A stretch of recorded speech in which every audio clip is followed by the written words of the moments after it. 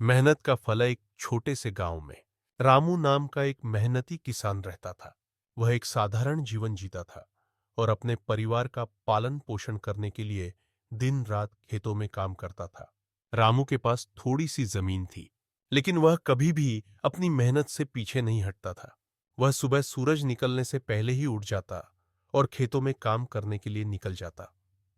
रामू के गांव में एक और किसान रहता था, जिसका नाम श्यामू था। श्यामू बहुत आलसी और लालची था। वह हमेशा दूसरों के काम पर निर्भर रहता था और कभी भी खुद मेहनत नहीं करना चाहता था।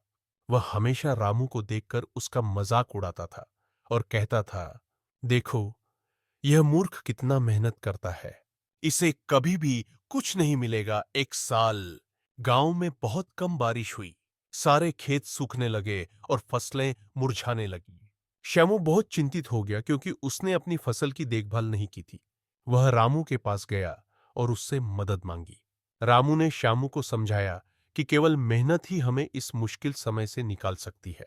रामू ने अपनी सूखी जमीन को खोदकर और अपनी फसलों को बचाने के लिए हर संभव प्रयास किया। उसने अपने परिवार और कुछ अन्य ग्रामीणों के साथ मिलकर दिन रात काम किया। उन्होंने एक छोटी सी नहर बनाई और दूर के कुएं से पानी लाकर खेतों को सींचा।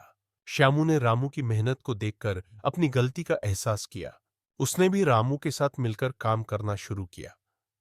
दोनों ने मिलकर अपनी फसलों को बचाने के लिए कड़ी मेहनत की।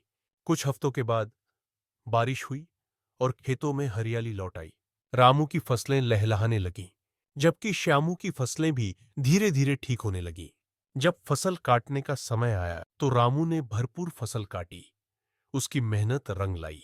श्यामू ने भी अपनी मेहनत से कुछ फसल काटी, लेकिन वह रामू की तुलना में बहुत कम थी। श्यामू ने रामू से माफी मांगी और कहा, मुझे अपनी गलती का एहसास हो गया है। मैंने हमेशा तुम्हारी मेहनत का मजाक उड़ाया, लेकिन आज मैंने समझ लिया कि मेहनत का फल कितना मीठा होता है। रामू ने श्यामू को माफ कर दिया और कहा, मेहनत कभी भी व्यर्थ नहीं जाती। अगर हम ईमानदारी और लगन से काम करते हैं तो हमें हमेशा सफलता मिलती है। उस दिन से श्यामू ने भी मेहनत करना शुरू कर दिया। उसने रामू से सीखा कि कैसे अपनी जमीन की देखभाल करनी है और कैसे फसलों को उगाना है। धीरे धीरे वह भी एक सफल किसान बन गया। रामू और श्यामू की कहानी गांव के लोगों के लिए एक प्रेरणा बन गई। उन्होंने सीखा कि मेहनत ही सफलता की कुंजी है और आलस्य और लालच से कुछ भी हासिल नहीं किया जा सकता है। मेहनत का फल हमेशा मीठा होता है, चाहे वह तुरंत न मिले, लेकिन अंत में वह जरूर मिलता है। यह कहानी हमें सिखाती है कि हमें कभी भी अपनी मेहनत से पीछे नहीं हटना चाहिए और हमेशा अपने लक्ष्यों को प्राप्त करने के लिए कड़ी मेहनत करनी चाहिए।